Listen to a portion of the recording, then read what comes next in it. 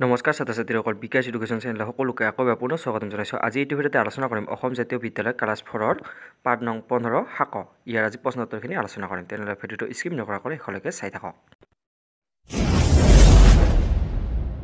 প্ৰথমতে আমাৰ ক নম্বৰ প্ৰশ্নখিনি দি আছে যে কলিয়াভোমোৰা দলং আৰু নৰনাৰায়ণ সেতুৱে কোন কোন জিলা সংযোগ কৰিছে। ইয়াৰ উত্তৰটো লিখিব লাগিব যে কলিয়াভোমোৰা দলং আৰু নৰনাৰায়ণ সেতুৱে ক্ৰমে নগাঁও আৰু শোণিতপুৰ জিলা আৰু গোৱালপাৰা আৰু বঙাইগাঁও জিলাক লগ লাগিছে। এইকেইখন নাম লিখি দিলে হৈ যাব। তাৰপিছত খ নম্বৰ প্ৰশ্নটো কৈছে ইয়াৰ পিছৰ দলংবোৰৰ পৰা আমাৰ কি কি উপকাৰ হয়। ইয়াৰ উত্তৰটো লিখিম যে দলংবোৰৰ পৰা নদী এখনৰ দুয়োফালে থকা ৰাস্তা দুটা সংলগ্ন হয়, ফলত দলঙৰ ওপৰেদি মানুহে খোজকাঢ়ি যান বাহন চলাই অহা যোৱা কৰাৰ উপৰিও বয় বস্তুও অনা নিয়া কৰিব পাৰে। মুঠতে দলঙৰ দ্বাৰা মানুহ যাতায়াত যোগাযোগ আৰু পৰিবহণ ব্যৱস্থাৰ ক্ষেত্ৰত উপকৃত হয়। এইখিনি লিখিলে হৈ যাব। তাৰপিছত গ নম্বৰ প্ৰশ্নটো কৈছে ইয়াৰ পিছৰটো দলং শব্দটোৰ একে অৰ্থ বুজোৱা আৰু দুটা শব্দ কি কি বাৰু। ইয়াৰ উত্তৰটো এনেকৈ লিখিব লাগিব যে দলং শব্দটোৰ একে অৰ্থ বুজোৱা আৰু দুটা শব্দ হৈছে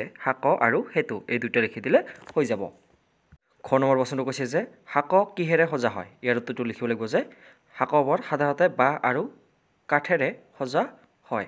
তাৰপিছত ঙ নম্বৰ প্ৰশ্নটো কৈছে ইয়াৰ পিছৰ শিল শাক ক'ত বুলি জনা যায়। এই শিল শাকৰ বিষয়ে এটি টোকা লিখা। ইয়াৰ উত্তৰটো এনেকৈ লিখিলে হ'ল যে শিল শাক উত্তৰ গুৱাহাটী শিল শাক অঞ্চলত।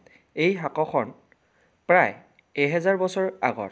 ই দীঘলে 140 ফুট আৰু বহল 8 ফুট। ইয়াৰ প্ৰতি ছটা শিল প্ৰায় 7 ফুট দীঘল আৰু 1 ফুট ডাঠ।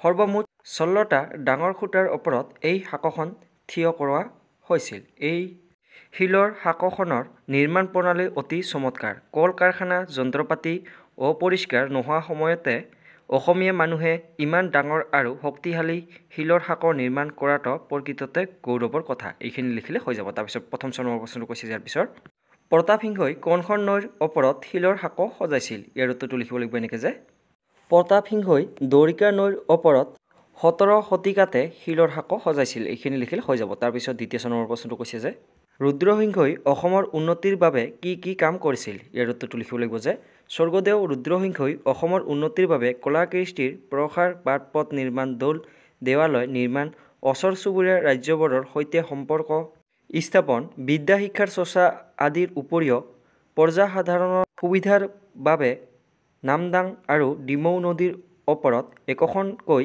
পকী দলং নিৰ্মাণ কৰোৱাইছিল। এইখিনি লিখিলে হৈ যাব। তাৰপিছত প্ৰশ্নখিনি কৈছে ইয়াৰ পিছৰ 2 নম্বৰখিনি দি আছে যে বাক্য ৰচনা কৰা। ইয়াৰে প্ৰথমটো দি আছে আমাৰ শাক সেতু সৈন্যবাহিনী গৌৰৱ। ইয়াৰে প্ৰথমটো শাকটো আমি এনেকৈ সজাই লিখিম যে শাক সাধাৰণতে বাঁহ কাঠেৰে সজোৱা হয়। এনেকৈ লিখিলে হৈ যাব। তাৰপিছত প্ৰশ্নটো দি আছিলে সেতু। এইটো লিখিম যে নৰনাৰায়ণ সেতুৱে গোৱালপাৰা বঙাইগাঁও জিলাক লগাইছে। এনেকৈ লিখিম। তাৰপিছতো দি আছিলে সৈন্যবাহিনী। এইটো লিখিম যে ৰুদ্ৰসিংহৰ সৈন্যবাহিনীৰ সংখ্যা অতি অজস্ৰ। এনেকৈ লিখিম। তাৰপিছতো দি আছিলে গৌৰৱ। এইটো লিখিম যে আনন্দৰাম বৰুৱা অসমৰ অতুলনীয় গৌৰৱ। এনেকৈ লিখিম। তাৰপিছত প্ৰশ্নখিনি কৈছে ইয়াৰ পিছৰ 3 নম্বৰখিনি যে পাঠত কেইখনমান নৈৰ নাম উল্লেখ আছে, তুমি জনা অইন কেইখনমান নৈৰ নাম লিখা। ইয়াৰ উত্তৰটো লিখিব লাগিব যে কেইখনমান নৈৰ নাম লিখিম ইয়াত পাগালাদিয়া দিখৌ জাজি। 4 নম্বৰ প্ৰশ্নখিনি কৈছে যে বুজা আৰু লিখা। ইয়াৰে প্ৰথমে দি আছে যে 1 + টা এতিয়া লিখিম আমি এটা।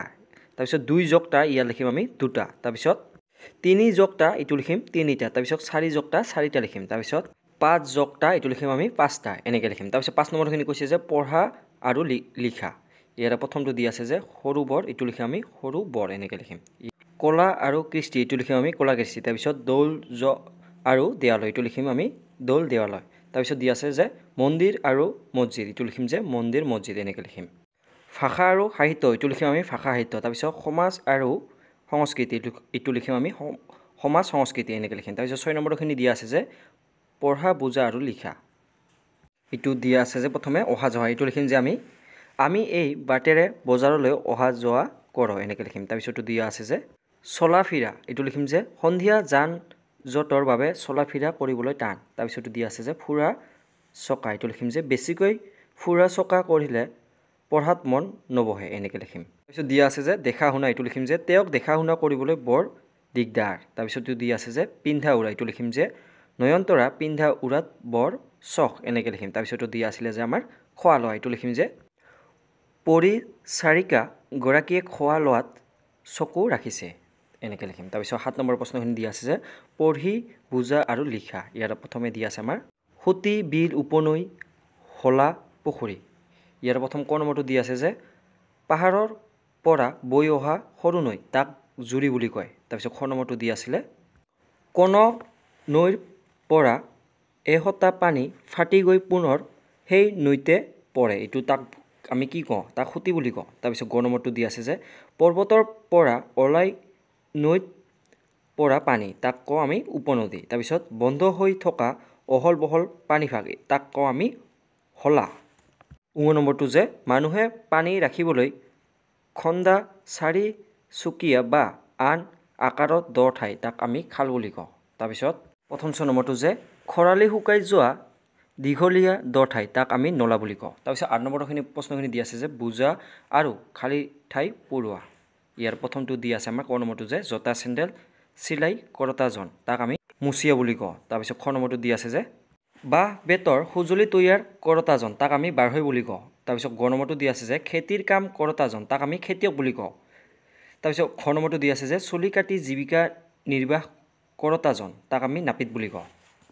নম্বৰটো দিয়া আছে যে মাছ মাৰি জীৱিকা নিৰ্বাহ কৰোঁতাজন তাক আমি মাছুৱৈ বুলি কওঁ। তাৰপিছত ইয়াৰ দিয়া আছে যে 1 নম্বৰ ক নম্বৰটো তাৰপাছত সাঁকো বা দলংবোৰ সমগ্ৰ মানৱ জাতিৰ মাজত মিলনৰ সেতু গঢ়াত কেনেদৰে সহায় কৰিছে। ইয়াৰ উত্তৰটো এনেকৈ লিখিব লাগিব যে উত্তৰত লিখিম যে আমি এনেকৈ যে এখন ঠাইৰ মানুহৰ মনৰ সৈতে অইন এখন ঠাইৰ মানুহৰ মনৰ মাজত মিলন ঘটাবলৈ সাঁকো বা দলংবোৰে যথেষ্ট সহায় কৰিছে।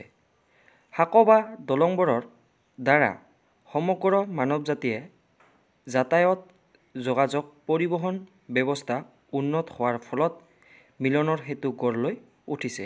এইখিনি লিখিলে হৈ যাব। তাৰপিছত খ নম্বৰটো দিয়া আছে যে ইয়াৰ পিছৰটো আমাৰ সাঁকো বা দলংবোৰ নথকা হ'লে কি হ'লহেঁতেন। ইয়াৰ উত্তৰটো লিখিব লাগিব এনেকৈ যে সাঁকো বা দলংবোৰ নথকা হ'লে মানুহৰ মাজত যাতায়াত, যোগাযোগ অথবা পৰিবহণ ব্যৱস্থা নাথাকিলেহেঁতেন আৰু দুখন ঠাইৰ মাজত থকা নদীত সংযোগৰ সেতু স্বৰূপ দলঙৰ অভাৱত ইখন ঠাইৰ পৰা আন এখন ঠাইৰ সংযোগ বিচ্ছিন্ন হ'লেহেঁতেন। এইখিনি লিখিলে হৈ যাব। আজিলৈ ইমানে, আৰু ভিডিঅ'টো যিমান পাৰে আপোনাৰ বন্ধুবৰ্গলৈ ভিডিঅ'টো শ্বেয়াৰ কৰি দিব যাতে সিহঁতৰো অলপ হ'লেও এইটো ভিডিঅ'ৰ দ্বাৰা সহায় হয়। আজিলৈ ইমানে, ধন্যবাদ।